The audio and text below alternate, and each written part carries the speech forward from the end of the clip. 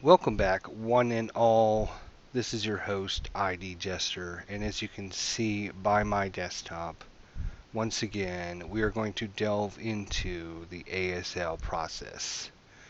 For those of you who don't know or haven't looked, I had run some ASL tutorial video series earlier this year, and they were quite well received by everyone, and I had a lot of really good thoughts and comments and questions about it, and people seem to really enjoy these series. But unfortunately for me, I never thought that they quite lived up to what I was trying to get to. So, kind of put my ASL tutorials on hold until I basically decided what I wanted to do and what kind of format I wanted to run, and just try to make things a little more interesting. So I've always known I probably would eventually start running another ASL tutorial video series, and I finally decided to go ahead and do that. And this time I'm actually going to be recording this on super high quality 1920 by 1080. So I know the last couple video series I did, I wasn't quite recording as best as I probably could have, and so now that I've got a new computer, new screen, new monitor, I've got some practice doing what I wanted to do, I think this video series will be much more interesting. Hopefully, anyways, and hopefully we'll learn some stuff along the way. So this is going to be ASL. No, I'm going to call this video series the Know Your ASL. And basically the premise behind this is going to be I'm going to take a rule or a couple sections of the rule, and I'm going to ask some questions about them. And then I'm going to cover the answers to those questions. And this way you can see ahead of time when I ask the question how much you think you know. And then we're going to go over the rules and find out if you knew all the rules that you thought you did. And so hopefully this will not only take people that are interested in ASL and know ASL and kind of give them a fun way to quiz themselves on different aspects of the rules, and it'll also take the newer players or people trying to learn ASL and try to help them understand the rules. So it's kind of going to be a combination of both. And if this video series is well received and well liked, then I will continue it as well. So hopefully this format will work for everyone. And I think it'll be a lot of fun for me as well as you guys as well. So this is going to be Know Your ASL, and I'm hopefully going to cover everything in about 10 or 15 minutes tops. So it's going to be shorter videos. I know some of the people had talked about or commented that some of the video lengths were a little long and they didn't have time, and etc. So I'm going to try and keep these shorter, between 10 and 15 minutes. Usually going to ask 3 or 4 questions, and then I'll cover the rules and answer these questions. So without further ado, we're going to be using some Vassal program, and we're going to be using Microsoft Word and the rule book and everything. So without further ado, let's get right into it. So here we have, this is going to be part 1, and this is Know Your ASL, part 1, personnel stacking limits. So I'm going to ask a couple questions about personnel stacking limits, and we're going to see how much you know, or if you don't know, this will be a good way for you to learn about personnel stacking limits. Question number 1, what is the stacking limit for squads within a location? So I'll give you a few seconds, or you can put this video on pause and think about that. We want to know what is the stacking limit for squads within a location. This is kind of a pretty easy question if you're familiar with ASL. If you're not familiar with ASL, hopefully you'll learn this. And notice, for those of you who are new, we're talking about a location. We're not talking about a hex. We're talking about a location, because a hex can have several different locations. For example, if you have a multi-story building, you can have a level 0, location, you can have level 1 location, you can have level 2 location, and each of these different locations has its own stacking limits. So keep that in mind. But the question number 1, what is the stacking limit for squads within a location? And the answer is found in section A of the rule book, subsection 5.1. Infantry and cavalry each side may stack up to 3 squads or their equivalents, plus up to 4 single-man counters per location without any penalty. So, for those of you who don't know, when we're talking about equivalents, squad equivalents, that is covered in Section A of the rule book, subsection 5.5, squad equivalents. So basically 5 single-man counters equals a half squad, and 2 crews and half squads equal a squad, but 4 or less than 4 single-man counters count as 0 squad equivalents. However, if an infantry crew half squad is manning a gun, it is considered equal to a squad for stacking purposes. So basically, for infantry, you can have up to 3 full squads or their equivalents, plus up to 4 single-man counters in any location without any penalties. If you get a 5th single-man counter, that is equal to a half of a squad. If you have 2 half squads, then you have 1 full squad. So you would have up to 30 single-man counters in one location. Not that you're ever going to do that, but a single-man counter, a leader, or hero, or a unit like that. You have 5 of them, which is a half squad. 2 of those would be a full squad, so 2 times 5 is 10. You can have 3 squads, so 3 times 10 is 30. So you could have 3 single-man counters all in one location. You can have 3 full squads. You could have 6 half squads, and any combination thereof. So that's basically stacking limits for infantry squads and what equivalency is equal to. So 5 single-man counters is a half squad, 2 half squads is a full squad, 4 single-man counters or less is nothing, and if your infantry crew or half squad is manning a gun, it is considered equal to a squad for stacking purposes. So, Rule A, subsection 5.1 and 5.5 is what is the stacking limit for squads within a location. Question number 2. Name all situations, I'll underline all situations in which overstacking is not allowed. Now this one's a little bit tougher for you veterans out there.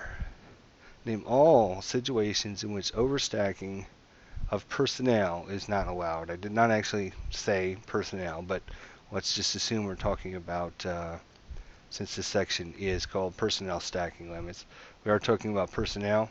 Name all situations in which overstacking is not allowed. And I'm even giving you a hint. You should think about time frame as well as locations. So at this point, you might want to put the video on pause and think about this. So if you think you know the answer, and I'll give you a few seconds here to think about it. All situations in which overstacking is not allowed. The answer to that is going to be Section A of the rule book again, subsection 5.1. We were just here just a minute ago. For those of you who are reading out of place when I was doing the first question, stacking limits can be exceeded only at increased risk and inconvenience to all of the friendly units therein, and never during initial or off-board setup. So you cannot overstack during initial setup, and you cannot overstack units that are off board. So, how many of you got that right? That's the first part of it. The second part is the location part. The location part, section 5.6. A location containing a pillbox and entrenchment can be overstacked, but the pillbox and entrenchment cannot be overstacked. So your actual pillbox and entrenchments cannot be overstacked, although the location the pillbox or entrenchment is located in can be overstacked. Similarly, a sewer or tunnel may never contain more than 3 squads plus 4 single-man counters or their equivalents per side. So the answer to when is overstacking never allowed, the answers are both during initial and offboard setup, and also pillbox, entrenchments, sewers, and tunnels. So if you got all 4 of those answers, pat yourself on the back. That was a pretty tough question. If you're unfamiliar with ASL, just keep these in mind. Since I'm talking about that, some of the things you can realize now that you understand this rule or know this rule: never during initial or offboard setup, which means if your opponent has dummy counters or anything like that, you know that he can't set up overstacked at initial setup. So you can kind of use that rule, section 5.1, to know that, okay, if he can't set overstacked, then he has to have dummy counters in this location, or this stack might be dummy counters, because I know he can't be overstacked. If he's got 5 squads and he's got, too many in one location, then you know that those obviously are going to be dummy counters or therein. And this is also a good way to remind your opponents before the game starts and you guys are setting up. You may refer him to this section and let him know, hey, just remember, during initial setup, no units can be overstacked, and no units offboard can be overstacked as well. And pillbox, entrenchments, and sewers or tunnels. So there you go. That's question number 2. Question number 3. Question number 3, what is the penalty for personnel entering a squad overstacked location? It's section A, and section B is what is the penalty for personnel entering a vehicle overstacked location. Should be noted just by these 2 questions that it is different overstacking for vehicles and personnel. They are 2 different things. You can have an overstacked location with personnel. You can have an overstacked location with vehicles. You can have an overstacked location with both of those.